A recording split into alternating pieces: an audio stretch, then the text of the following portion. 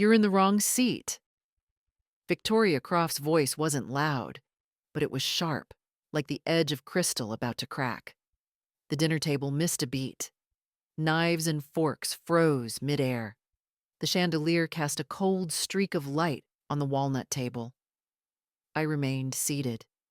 My dry, blue-veined hands rested neatly on my lap. In front of me was the silver-rimmed white china plate, empty.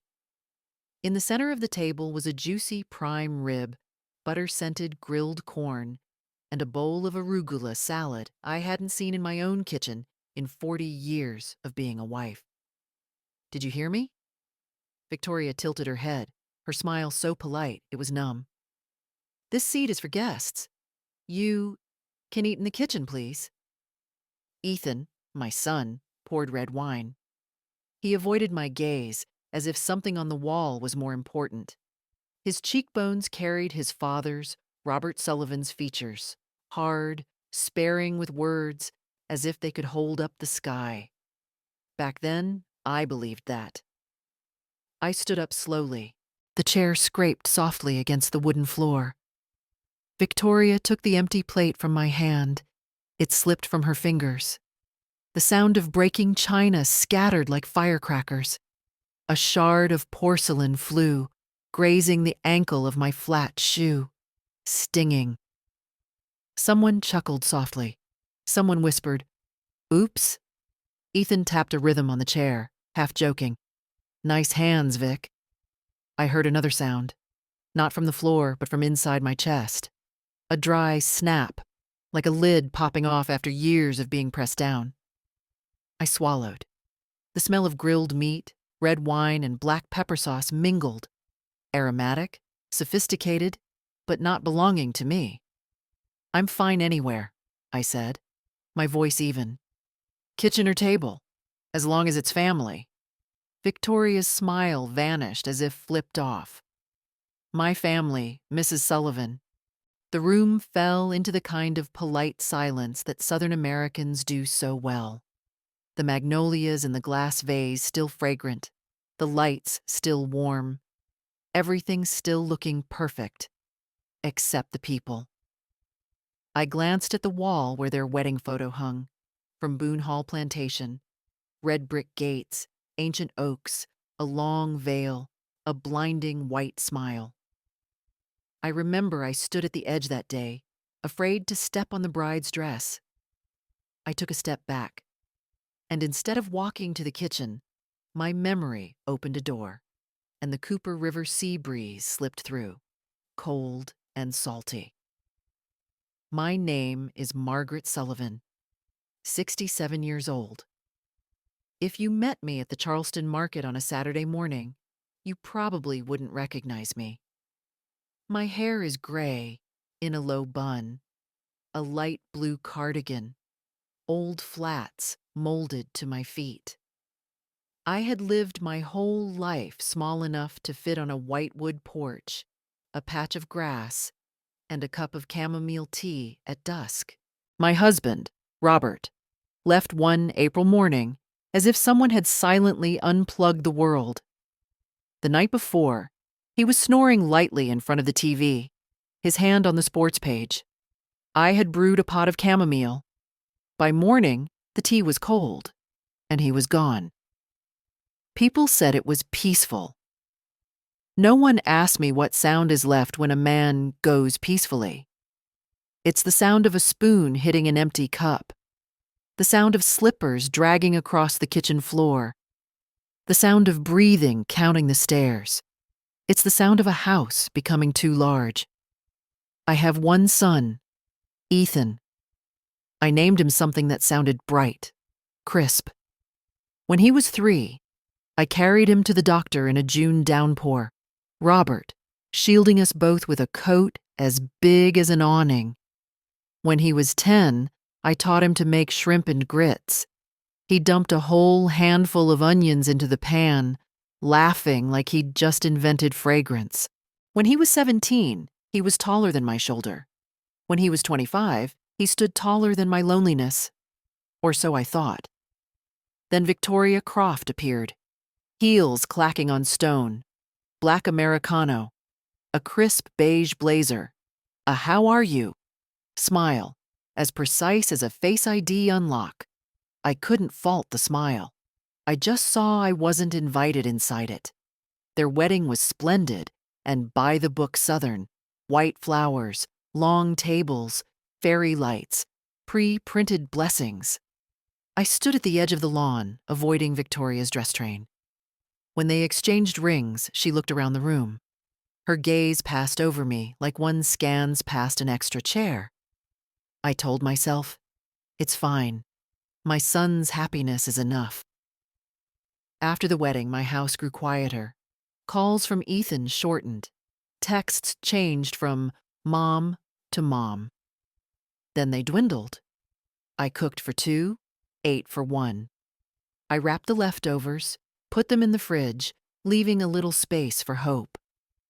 Hope stopped knocking. Robert's death. Sudden, neat, like an oscillation ending. The funeral was at the red brick church on Meeting Street. Ethan came, hugged me, stayed exactly 2 hours, and left. Victoria said she had a migraine and sat in the SUV in the parking lot. I stood accepting condolences until my palms cracked. I thought he would stay that night, sleep on the sofa, listen to the grandfather clock with me. He didn't stay. The wooden house in suburban Mount Pleasant suddenly doubled in size, Robert's armchair looking at me like an unanswerable question.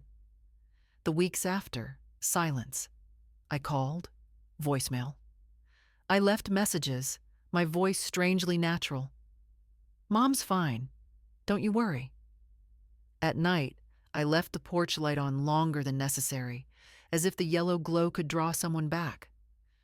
One night, holding a cold cup of tea, I realized, from now on, I was alone. No siblings. Parents, long gone. My closest neighbor had moved to Atlanta to be near her grandchildren. I only had Ethan, and Ethan lived somewhere I didn't have a key to. I cried that night, not loudly, not beautifully. Just hot, salty water soaking into the collar of my cardigan, leaving a damp spot on the pillow.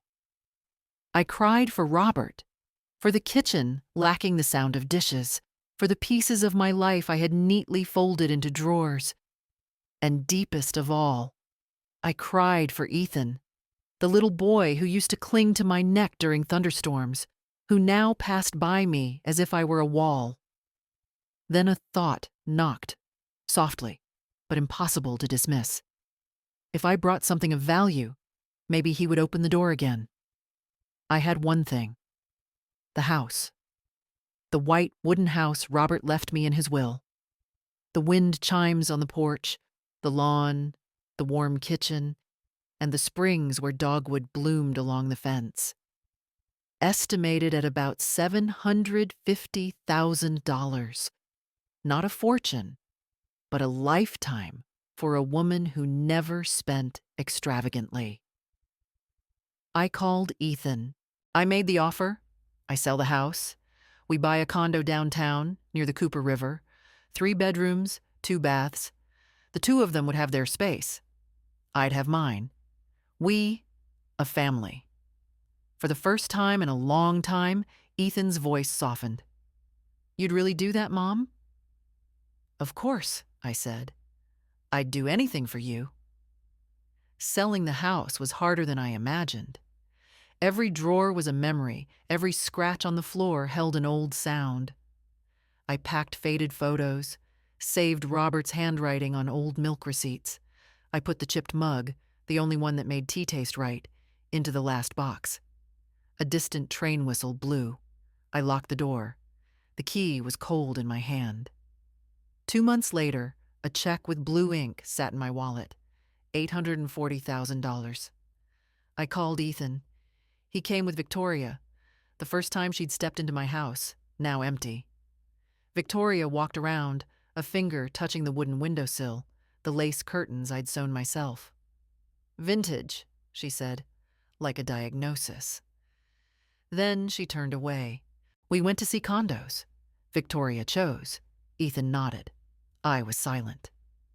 Charleston's Midtown doesn't have many high-rises, but they wanted a river view, a gym downstairs, an open kitchen. New words to me. We saw no less than 15 places. Too expensive, too small, too dark, too not their style. Finally, a 14th floor unit. Glass walls overlooking the water, a gleaming kitchen island, a vast living room. Price, $850,000. A little more than the check. Perfect. Victoria smiled for the first time that day. We went to the lawyer's office on Broad Street. Thomas Whitaker, a man in his 60s, thick glasses, navy-striped tie, read the file to me. I trembled. Robert had always handled these papers. Thomas looked up halfway. Mrs. Sullivan, the paperwork proposes registering the apartment in the names of Ethan Sullivan and Victoria Croft. I froze. Not 3 of us? Victoria gave a thin laugh. It's all family, whoever's name is on it, right? Ethan took my hand. It's just a formality, Mom. Thomas put his pen down. I advise you to reconsider. You are putting up almost all the money. If your name isn't on the title, you have no legal rights. What do you mean? Victoria's voice sharpened. Are you insulting my family? I'm doing my job, Thomas said calmly. Protecting Mrs. Sullivan's interests. I stood between 2 lines of fire, motherly love and a dim survival instinct. I looked into my son's eyes. I saw the little boy who once stood on a chair with me on the porch, counting stars. I heard myself say, "It's fine. Put it in their names." Thomas exhaled, long and tired. Then at minimum, you must sign this gift affidavit, stating you are doing this willingly and understand you will have no claim to the apartment. I took the pen. My hand shook so badly the signature looked like a crack in winter ice. But I signed. I handed over the check. Thomas did the rest. On the way out, he pressed a business card into my hand. If you need me, call me. What you just did, it's very risky. I trust my son, I said softly, like a prayer. He nodded, sadly. I hope that trust is treated as it deserves. Moving happened quickly. My things fit in Ethan's trunk. A few clothes, old books, the chipped mug. Theirs arrived in a truck. Leather sofa, dark wood dining table, a wall-sized TV, modern lamps, abstract art. The apartment smelled of new wood, cold air conditioning, and a world that didn't include me. Where does your stuff go, Mom? Ethan asked. Wherever there's room, son. He led me to the smallest room at the end of the hall. It was meant to be a storage closet, with a tiny window looking into a utility shaft. The ventilation hummed all night. I placed my black and white wedding photo on the bedside table. Everything was clean, white, and said nothing about me. The first morning, I made coffee the way Robert liked it. A small filter, patient drips, a little honey. Victoria walked in, frowning. I told you the kitchen is mine. This coffee... I'm sorry. It's terrible. She poured it all down the sink. I flushed. In 43 years, no one had called my coffee terrible. But I swallowed. I'm sorry. I just wanted to help. Don't, she said, polite as an order. I control everything here. That night, they ordered takeout. They ate at the long table under the chandelier. I stood in the kitchen, eating cold chicken off a paper plate. They talked about work, weekend plans, friends at Victoria's PR firm. No one asked how my day was. No one remembered I once taught a boy named Ethan how to chop parsley. I told myself, it's just new. I'll get used to it.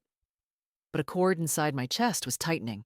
Gently, steadily, very American, polite, clean, stainless. It called me by my last name, Sullivan, as if I were an outsider. And so tonight, amidst the magnolia centerpiece, the crystal glasses, the linen napkins. Victoria told me I was in the wrong seat. The plate fell, broke. I heard it break a second time, in a place you don't hear with your ears. I stood up, half an inch taller. No one noticed. On the wall, the clock read 7:12. Down on Broad Street, the streetlights had just come on. Out on the Cooper River, the water was changing color. And inside me, a small door had just opened. I turned, saying softly enough for only myself to hear, "Kitchen or table?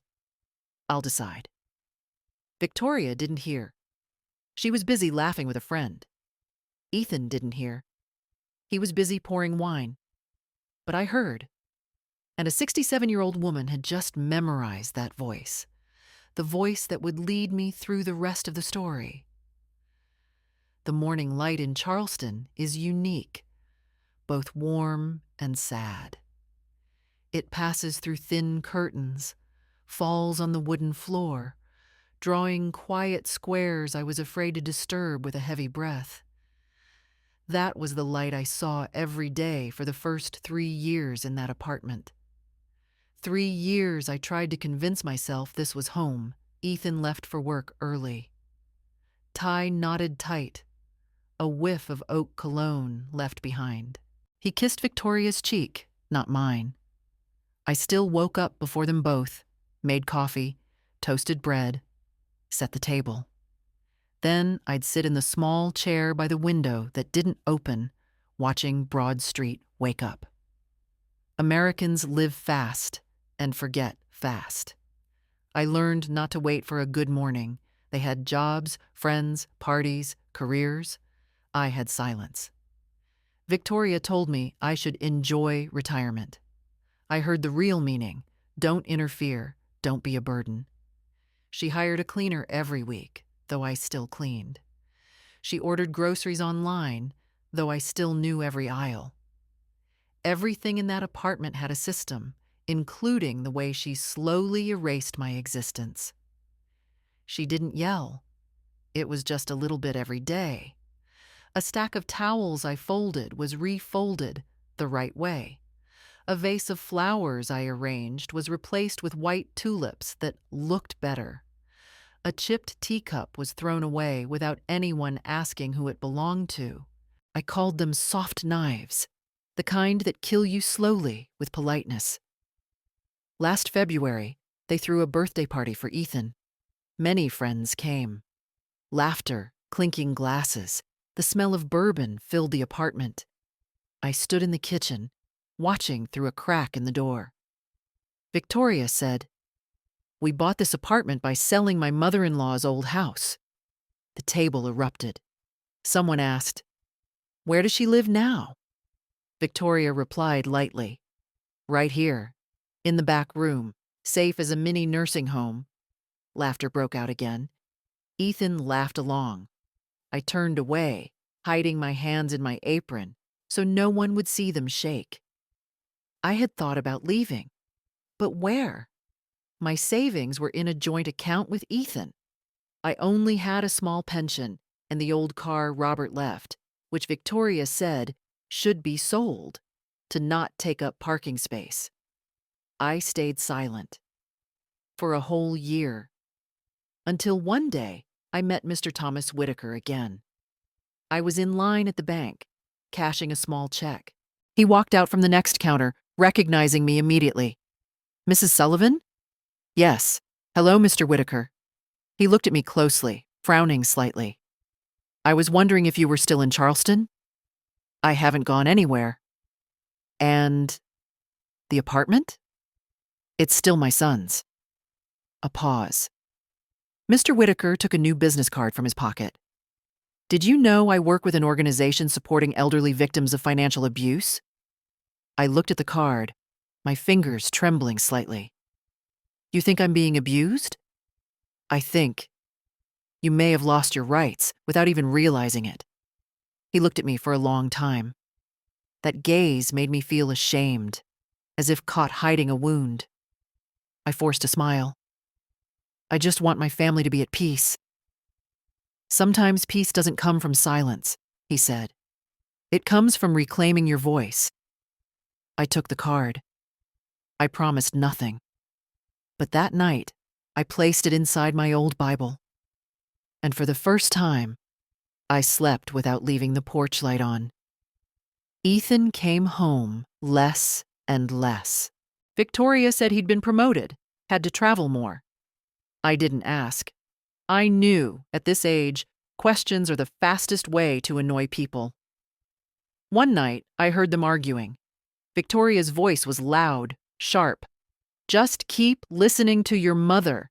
See how much money she's cost you." The door was ajar. I stood outside. Ethan was silent. A long moment. Then a chair scraped, and the door slammed. The next morning, he left without breakfast. I left a note by his coffee cup. "I'm sorry if I've made things difficult for you. I don't need anything. I just want you to be at peace." The note was still on the table when I got home. In September, I received a notice from the building management. HOA fees were increasing, requiring a signature of acknowledgement. I looked for Ethan, couldn't find him. I asked Victoria. She said, "That has nothing to do with you. The apartment is in our names." I still signed, out of reflex. Signed because I was used to signing whatever was put in front of me. That night, I opened my old laptop, typed Thomas Whitaker's name. His law firm's website appeared. I read until the line, "Protecting the rights of seniors and dependents." At that very line, my eyes stung. I picked up my phone, opened my contacts, then locked the screen again. 10 times. Finally, I left the phone on the table. The sea breeze slipped through the window crack, carrying the smell of salt into the room. I heard Robert's voice in my memory. "You're not weak. You just haven't remembered how to use your strength." I looked at the wedding photo by my bed.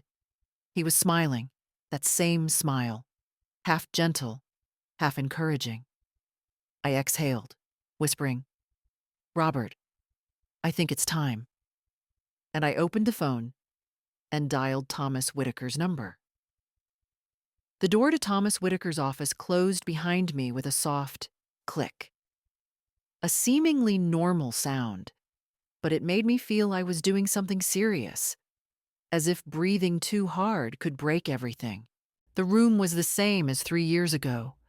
Dark wood bookshelves, neatly framed certificates, a window overlooking the bustle of Broad Street. Only I was different. More gray hairs, drier hands, and a voice that had learned to be softer. "Do you still have the apartment purchase documents?" he asked, his voice calm, just warm enough that I didn't feel foolish. "I have a photocopy." "And the transfer deed from your old house?" I'm not sure. Victoria might have it." Mr. Whitaker pushed his glasses up his nose, opening a thick file. "Mrs. Sullivan, what you're describing is very common in cases of elder financial exploitation. You sold your home, used the money to buy property in someone else's name. No written agreement of your rights, no proof your value was retained. Legally, you just erased yourself from your only asset." I looked down at my hands. The joints stood out like a map of the years. "I wasn't forced. I just wanted the family to be happy." He gave a small, sad laugh. "Sometimes wanting peace is how people sign away their rights." He pulled out a paper. "I had a colleague check the property records. The apartment is registered as joint ownership with right of survivorship, meaning if you pass, the entire property belongs to Ethan and Victoria, bypassing any will, no division." I was silent, not shocked, just cold. So cold my cardigan wasn't enough. "I don't think they meant to." "Maybe not," he said. "But legally, the consequences are the same." He pushed a thin stack of papers toward me. "This is a copy of the gift affidavit. I got it from the archives. You signed here." He pointed. The certification line reads, "The signatory confirms having read, understood, and signed willingly." No independent witness, no note on capacity. If there are signs of coercion, mental duress, we can petition to void the transaction. I looked up. I don't know about press, courts, lawyers. I just want a small corner to live, in peace. He nodded. We don't need a trial right away. First, we file for a constructive trust. If approved, the apartment is temporarily frozen. No one can sell, no one can transfer. I bit my lip. What if they find out? Let them, he said slowly. When they know you're no longer silent, the law is on your side. That night I went home. The apartment was still bright with yellow light, the scent of bergamot in the air. Victoria was on the phone on the balcony, her voice light, but with something sharp as metal in every word. Ethan sat at the dining table, scrolling on his laptop. I walked past, holding a paper bag. Have you eaten? He nodded without looking up. I've eaten, Mom. I put the bag on the table. I made some chicken soup. If you're hungry. It's fine, Mom. He said it like closing a lid. I pulled my hand back, went to my room. My door closed. I sat down, opened the bag. Inside was the copy of the petition from Whitaker, marked with a yellow tab. I read it slowly, line by line. The signatory petitions the court to recognize a reasonable interest in the property that was disposed of through an act of abused trust. I folded it, put it in the drawer. I thought of Robert. He once taught me, trust is good, but trust needs boundaries, not sacrifice. I realized I had lived my whole life with unguarded trust. I trusted my husband, my son, trusted that love could make someone kinder. But maybe love is just a light, and if you shine it too close, it blinds you. I didn't hate Victoria. I just feared she was right, that I had become a burden. But if so, I would unburden myself legally.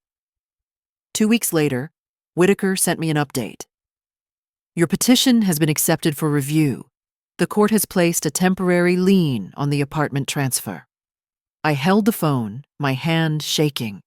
He added, the next step is to serve notice to the owners. I need you to sign the confirmation. I printed it, signed it. This time the signature didn't shake. Straight, clear, like a newly sewn seam. That night, Victoria came home late. She saw me folding laundry in the living room. Her eyes stopped on the fax still on the table. She walked over, picked it up, read it. What is this? A notice from the court, I said calmly. The court? You're suing us? She laughed, a laugh of half contempt, half disbelief. You think any court is going to side with you? I looked at her. I don't think. I know. Ethan came out, his voice confused. What's going on? Victoria threw the paper on the table, scoffing. Your mother hired a lawyer to sue us. Your own mother. I stood up. No, I'm not suing you. I'm protecting what I contributed. If you were decent, this would change nothing. No one spoke. For a few seconds, only the tick-tock of the clock, counting the beat for a song we all knew was about to change. Victoria broke the silence. You should know your place. You're old, and you need us. I looked straight at her. No, I need justice. Her eyes grew colder.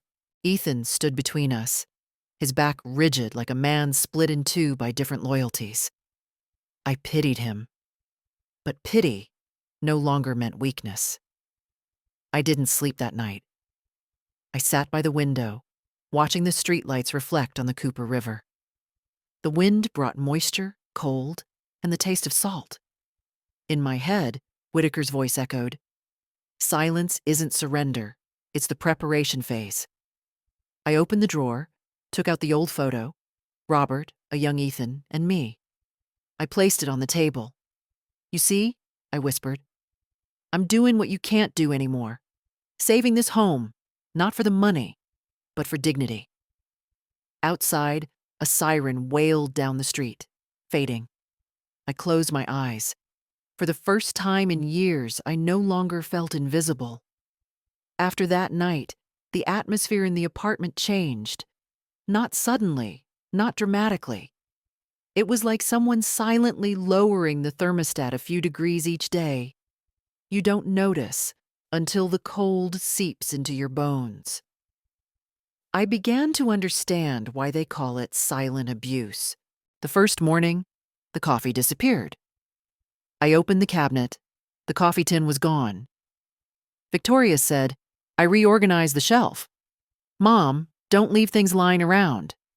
The new coffee she bought was a dark Italian roast, harsh and bitter. I couldn't drink it. But I said nothing. The second day, the tablecloth I always kept clean was replaced. The soft white fabric she chose looked as cold as a hospital sheet. The third day, the light in my room went out. Victoria said an electrician was coming to fix the system. They never came. I read my book in the dark, the hallway light cutting through the crack under the door like a small gash of light.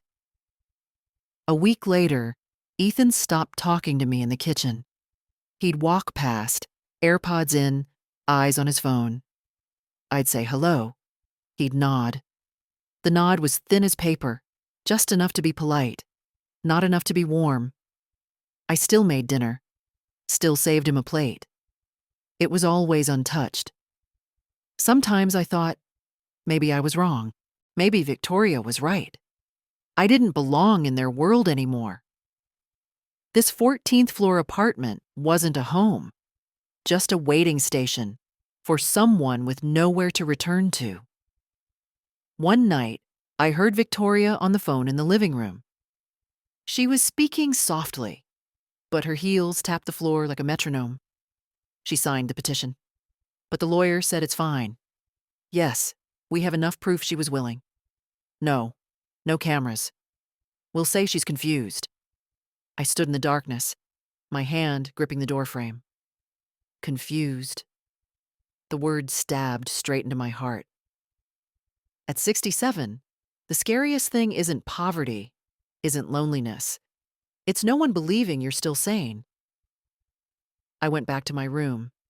That night, I opened Robert's old notebook, where he'd written his chamomile tea recipe, and I started writing. Every day, every detail.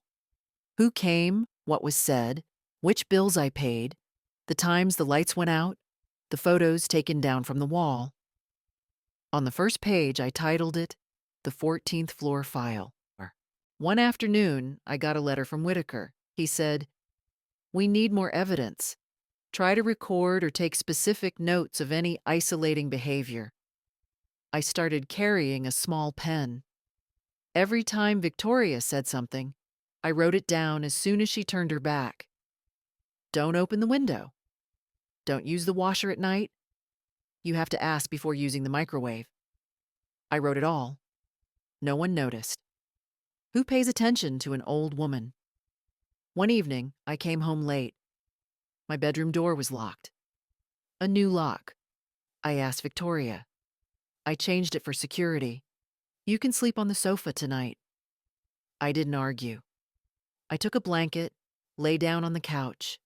The overhead light shone straight down on my face. The 14th floor apartment was quiet. Far below, the Cooper River shimmered silver. I remembered Robert. He used to say, "Being silent doesn't mean you've lost. It's when you gather energy for the final blow." I smiled softly. No one heard. Day 53, after filing the petition, Whitaker called. "The court requires an in-person meeting. I'll arrange it. But be careful, they might pressure you. Don't sign anything else." I took a deep breath. I promise. I hung up, looked up. Victoria was standing in the hallway, leaning against the wall, smiling faintly. Talking to your lawyer again, Mrs. Sullivan? I didn't answer. She walked closer, lowering her voice. I'm serious. You won't win. Not in this country. Not at your age. They'll believe me. A young, successful, articulate woman. They'll look at you and think, a confused old woman, stingy, thinks she's being robbed. She bent down, her breath smelling of white wine. And when this is over, you'll have no home, no dignity, and no son. I looked her straight in the eye. Maybe. But at least when I lose, I'll know I stood up straight. She stepped back, scoffing. We'll see. Her bedroom door closed. The lock turned, smooth, confident, final. That night, I sat and wrote more in the 14th floor file. Day 53. They've started direct threats. But I'm not afraid. I have nothing left to lose, and that is my only advantage. I signed my name at the bottom of the page. No longer shaking. Outside, the wind tapped lightly on the glass, carrying the sound of the sleeping city. I closed my eyes, imagining myself standing by the riverbank in the light blue dress Robert liked, the wind blowing my hair back. I heard his voice, so faint. You're still here, and that's what they never expected. The next morning, I walked out of the 14th floor apartment. No luggage, just a small cloth bag, inside, the 14th floor file, and a business card. Thomas Whitaker, attorney at law. I called a car to his office. The Charleston sky was heavy with clouds, the wind carrying the river's moisture. On the way, I looked at the ancient oaks lining the road, Spanish moss hanging down like old waving hands. And I understood. The 14th floor was just where I was imprisoned. But it was from there that I began to find myself again. The morning the court held the hearing, the Charleston sky was a thick gray. The kind of gray before a storm. Damp. Heavy. So quiet the sound of tires on the pavement sounded like breathing. I sat in the back of Whitaker's car. He didn't turn on the radio. Just the sound of wind against the glass and the rustle of files between us. Are you afraid? He asked. No. Good. A silent person who dares to look up is the kind that makes the other side lose confidence. I smiled faintly. They're just too used to seeing me bow my head? He didn't reply, just nodded. The hearing room was small. 3 people sat on the other side of a dark wooden table. A middle-aged female magistrate, 2 legal advisors. Ethan and Victoria walked in, looking like a couple from an insurance ad. Put together, perfect, smelling of expensive perfume. I didn't look at them. I looked at my hands. The hands that had cooked for them, washed their clothes, signed away all my assets to them, and were now holding the papers to demand it back. The magistrate began. This is a hearing to determine property rights between Mrs. Margaret Sullivan and the respondents, Ethan and Victoria Croft. We will begin. Whitaker stood. His voice was even, clear, not needing to be loud. He didn't tell an emotional story. He told the facts. That the apartment was bought with my money, that I was the only one who transferred all assets without retaining ownership, that there was no independent witness, that the gift affidavit violated the principle of undue influence when an elder is manipulated through a dependent relationship. Every sentence he spoke was like dropping a stone into a lake, deep, but creating ripples. When it was her turn, Victoria's lawyer stood. A young woman, shiny brown hair, a voice sweet as hard candy. Your Honor, my client, Ms. Victoria, only did what any dutiful child would do. Care for her mother-in-law, give her a safe place to live, help her avoid living alone. Mrs. Sullivan was not forced. She was willing. If she's changing her mind now, it's only because of confusion, not abuse. She turned to me, smiling lightly, the kind of professional smile I had learned to fear. Mrs. Sullivan, can you tell us why you waited 3 years to have doubts? Because it took me 3 years to understand I was no longer being treated as a human being. She faltered, just for a second. Whitaker gave a slight nod, a signal I was on the right track. I told them, not allowed to turn on lights, not allowed to use the kitchen, not allowed to drink my own coffee, not allowed to open a window. I spoke without trembling, because the truth, once it has decided to be spoken, doesn't tremble anymore. The magistrate looked at me, longer than usual. Do you have any proof of these things? Whitaker presented the thick file, the cover handwritten, the 14th floor file. I saw Victoria's eyes dart. Ethan sat still, looking at no one. The magistrate flipped through the pages. I saw her reading my own words, the lines I had written at night, in the hallway light, my hand shaking with fear but writing anyway. Finally, she said, "The court will review this file along with the gift affidavit. This hearing is adjourned for 1 week for verification." The gavel came down, a dry thud that I heard as my own heart changing its beat. On the way back, Whitaker said, "You did very well. In a week, we'll have the preliminary assessment. If it's favorable, we'll get a temporary restraining order." I looked out the window. The city rushed by. What will they do in 1 week? They will try to prove you're incompetent. They'll dig up everything, medical records, prescriptions, anything. So what should I do? Stay sharp. And don't stay at the apartment if you can help it. I was silent. The 14th floor appeared in my mind, cold, empty, like the belly of a dead shark. That night, when I returned, the living room light was off. The apartment was pitch black. I flipped a switch. Nothing. I flipped another. Still nothing. Then I heard Victoria's voice from the darkness. "The power's out. You probably didn't pay the bill, Mom." I turned on my phone's flashlight, the light hitting her face. She was leaning against the wall, a glass of wine in her hand, her lip curled. "How much longer are you planning to stay here?" "We have plans to sell the apartment." "Did you know?" I didn't answer. I walked past her, into my room. Locked the door. I sat on the bed. My hands were shaking, but this time, not from fear, but from knowing the breaking point was coming.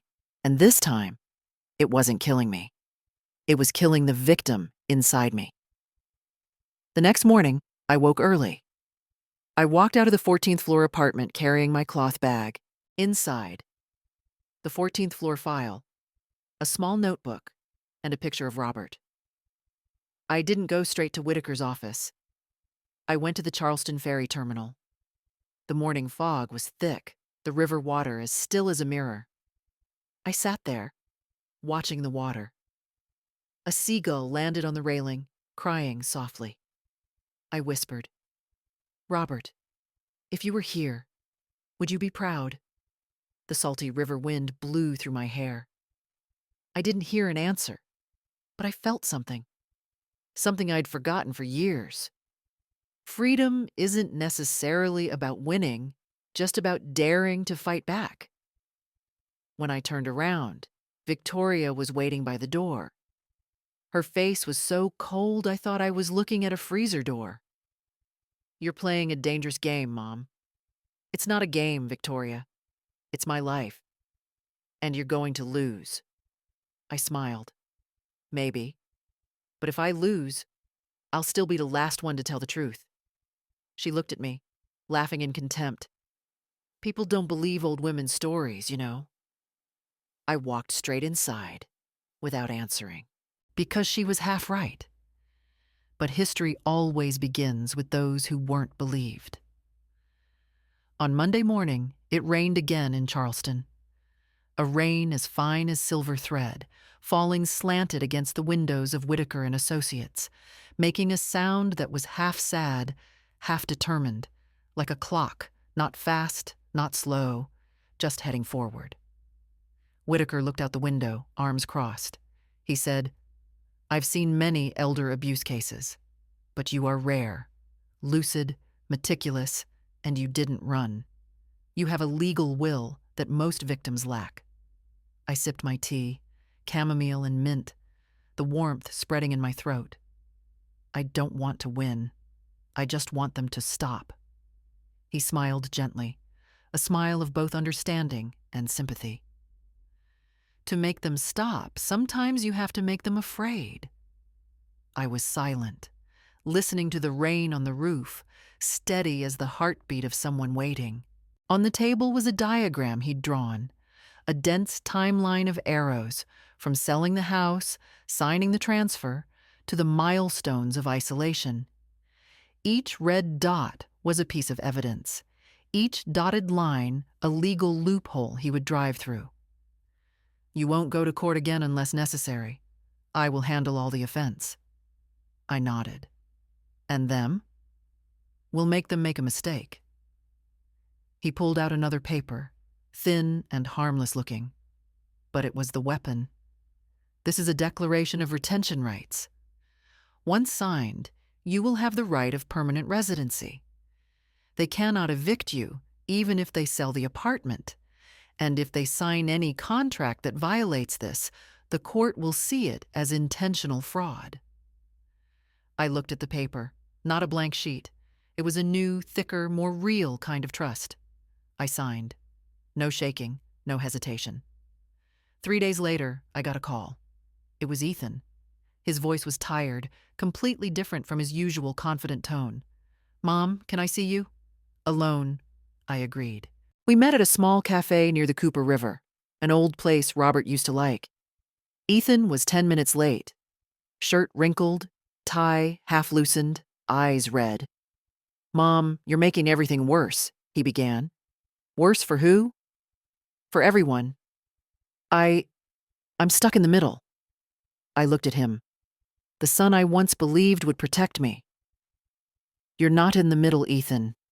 You choose where you stand." "That's your right. But don't tell yourself you're stuck." He was silent. His hand turned his coffee cup, like a child trying to regain control. "Victoria said you want to take the house." "No. I just want back the part I paid for." "I don't know who to believe anymore."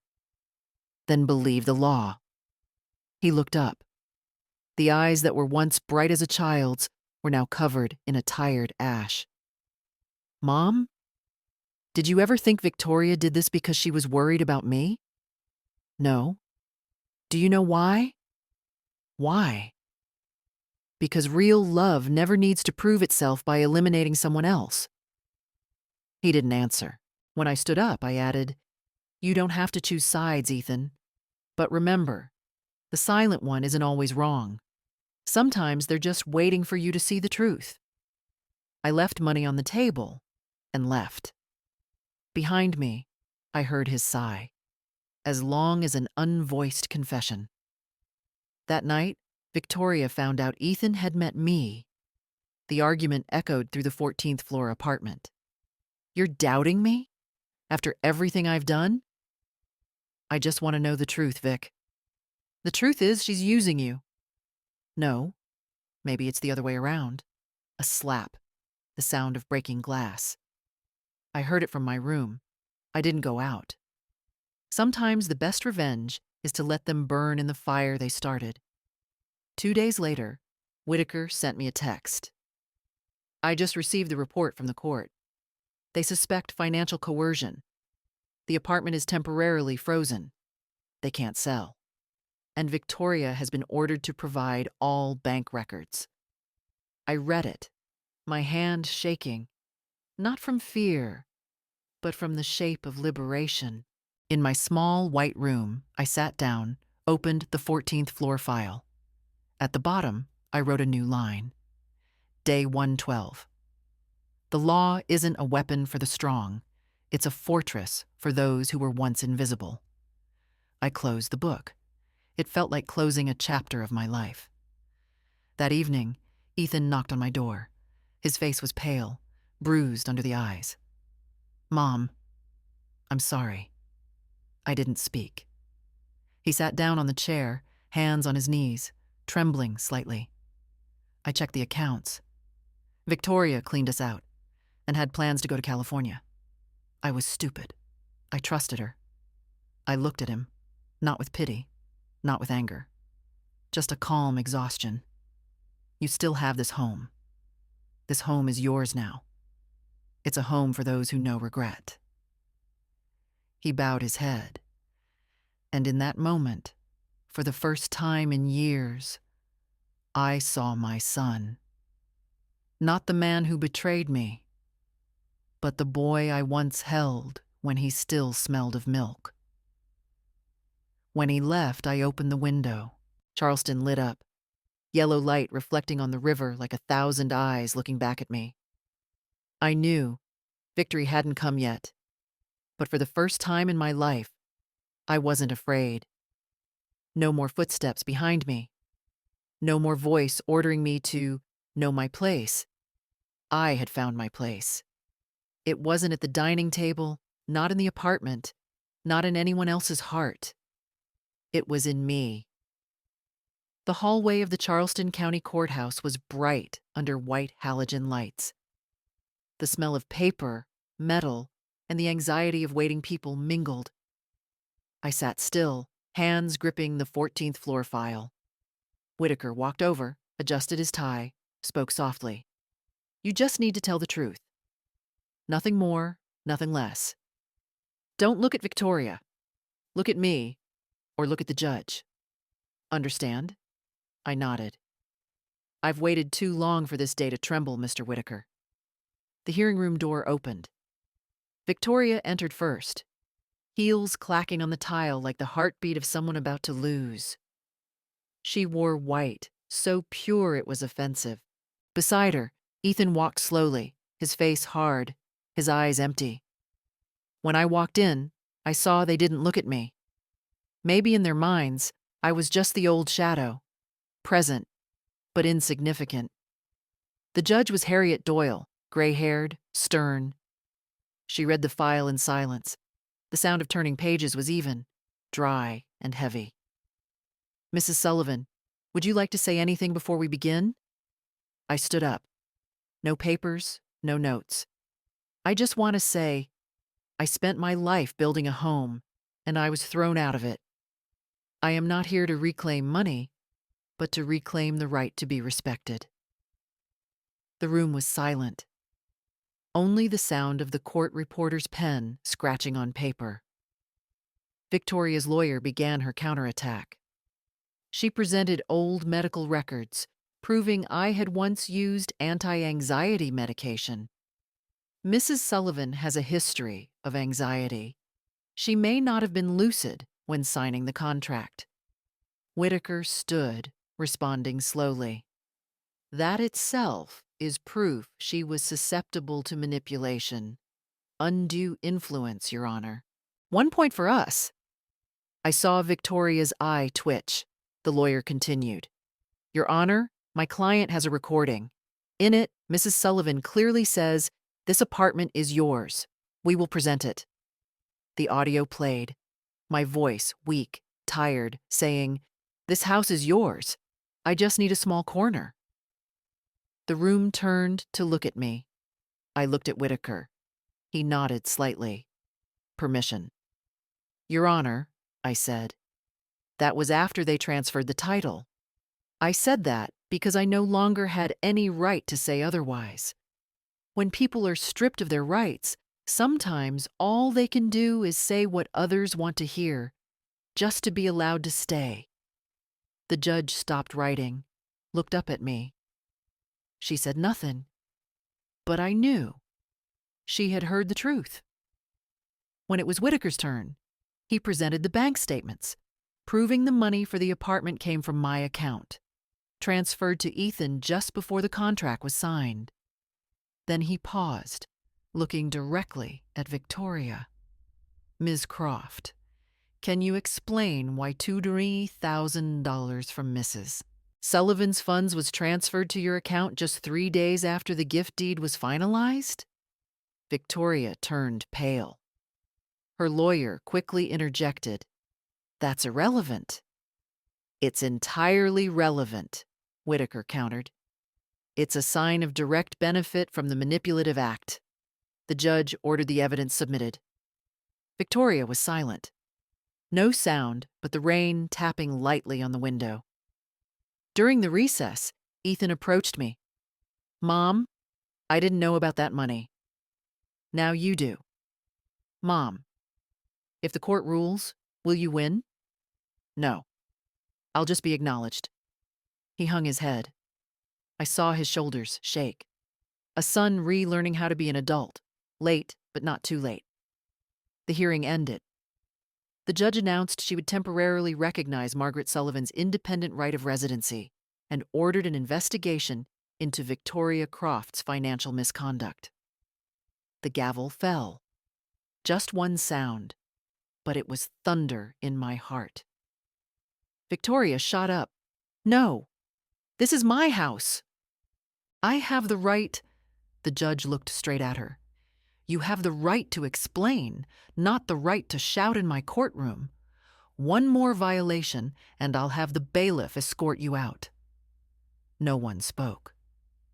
Victoria sat down, her face red as wine, her eyes showing a flicker of panic. When I walked out of the courthouse, the Charleston sky was clear again.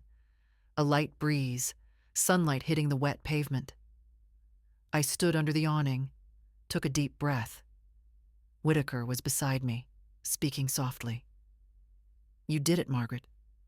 For the first time, the law wasn't just words. It was your voice." I smiled, very slightly. "No, Mr. Whitaker.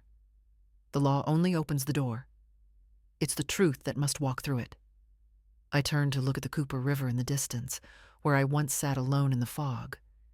It was still flowing, as if nothing had changed. But I knew one thing was different. I was no longer the silent one. My victory had no fireworks. No one clapped. No music played as I walked out of the Charleston courthouse. Only the wind, the smell of salt and damp, blowing through my gray hair and the hem of my old cardigan.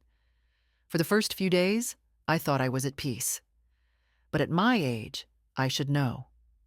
Every victory has its price. 3 days later, Victoria posted her story online, a cleverly edited video, good lighting, a trembling voice.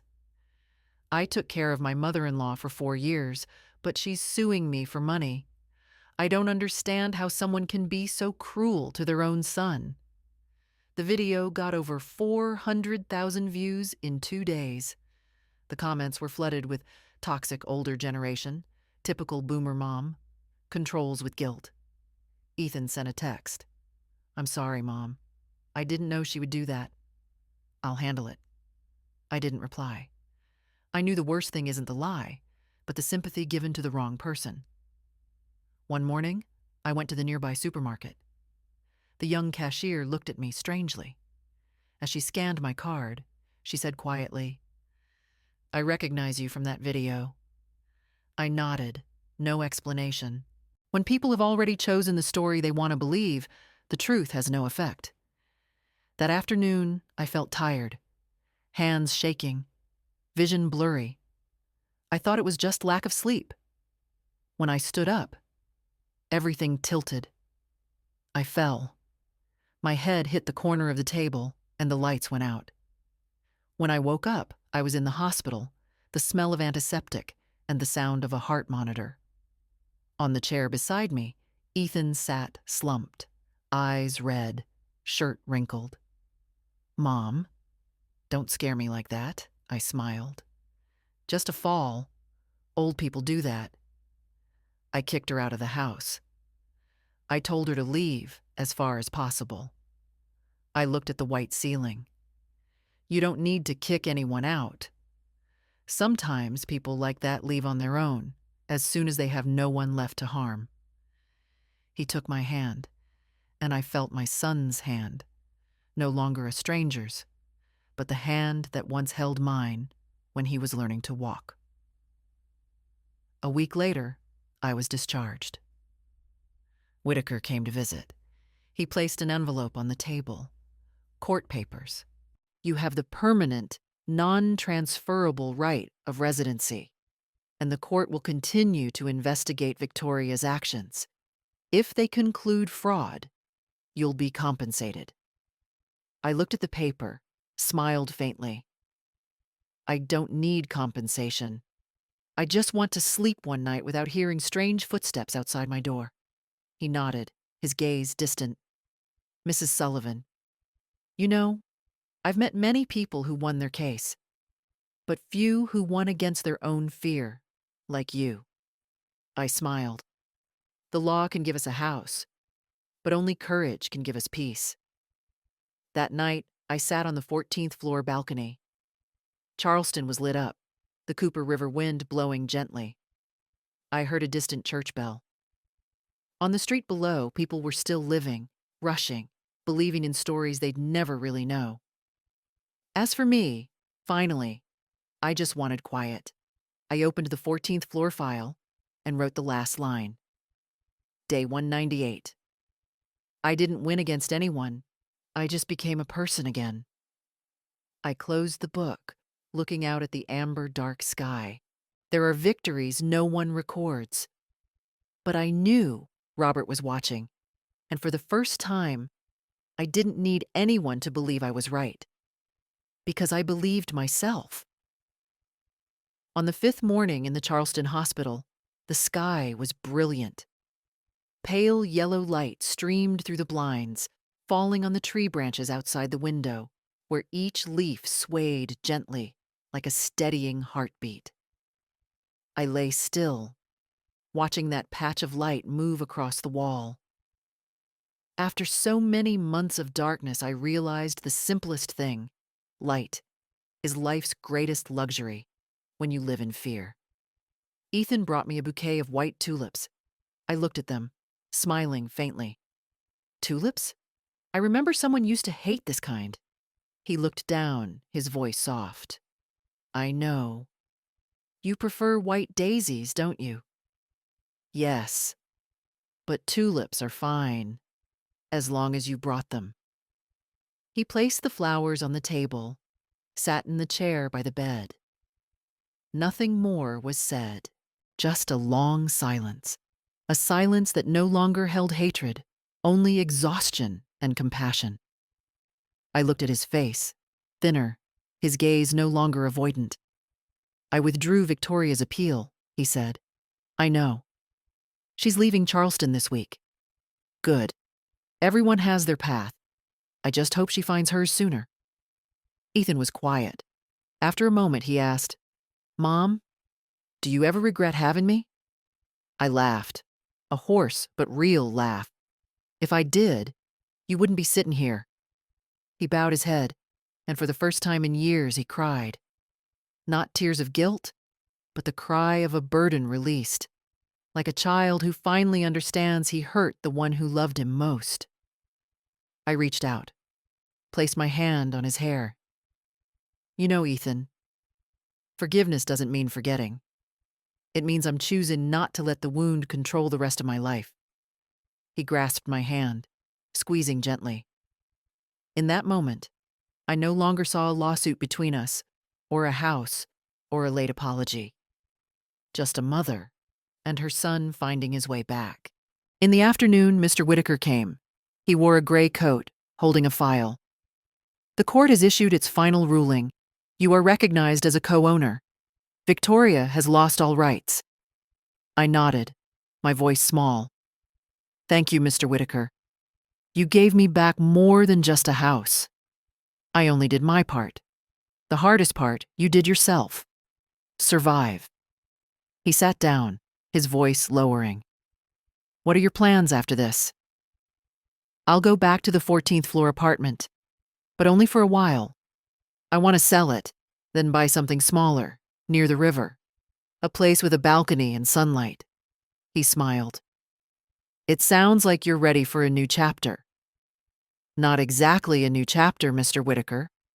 It's just, for the first time, I'm writing this chapter for myself. Late that afternoon, when they had gone, I was alone. The hospital room was perfectly still.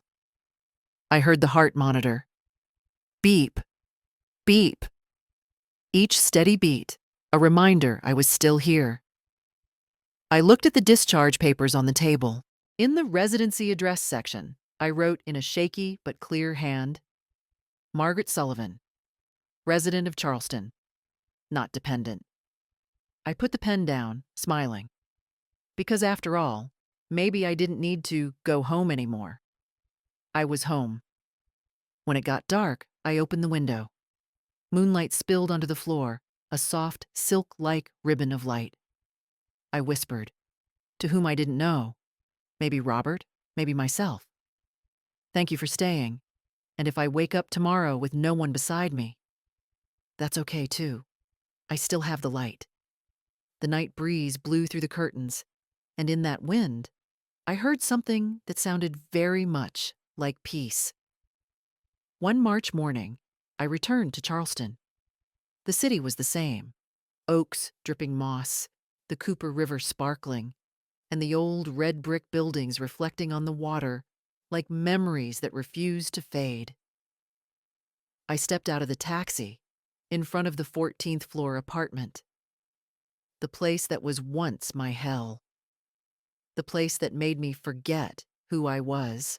Now it was silent, empty, clean to the point of being soulless. Victoria was gone. Ethan was starting over in another city. Only me and the old room, the one that witnessed everything. I walked slowly, touching each thing. The dining table, where the first plate shattered. The window frame, where I wrote the 14th floor file.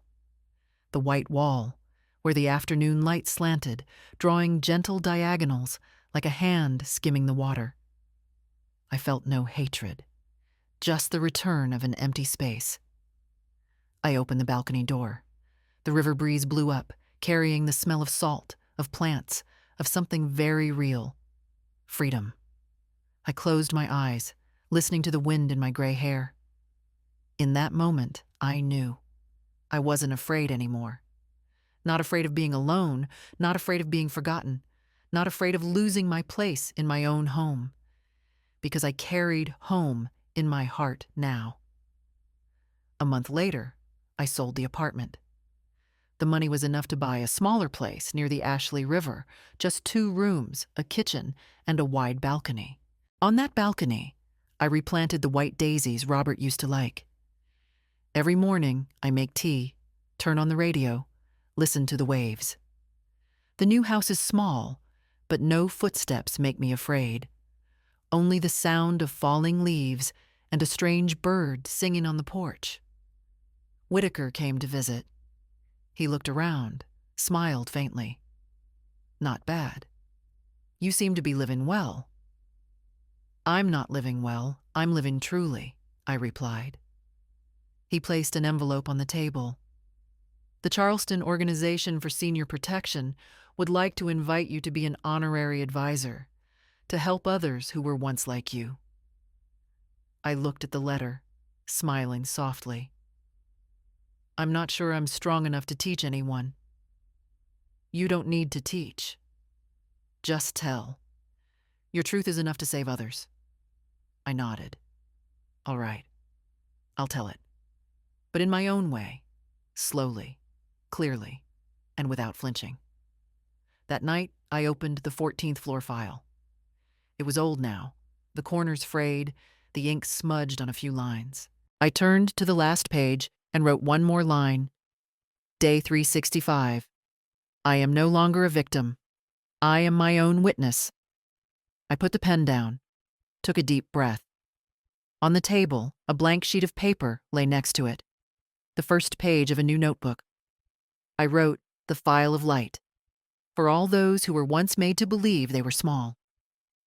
The next morning, I went to the riverbank. Charleston was bathed in sun. Small boats drifted by, leaving silver wakes. I stood there, needing no one beside me, needing no thanks or recognition. Just an old woman, gray-haired, in a light-colored coat, smiling at the water. I thought about Robert, about Ethan, about everything that had passed. There was no hatred, only a simple truth. I had walked through the darkness, and I was still myself. The wind blew my hair, the scent of chamomile still clinging to my wrist. And in that moment, I knew I hadn't just gotten my home back. I had become a person again. Did you like this story? And what city are you listening from? I'd love to know. Please share in the comments below. If you love stories like this, you can support me by sending a thank you so I can continue to bring you more real, warm, and profound life stories. Thank you for listening with all your heart. I always read every single comment, and I hope to see you in the next story. Don't forget to subscribe so we don't miss each other among life's stories. With love and respect,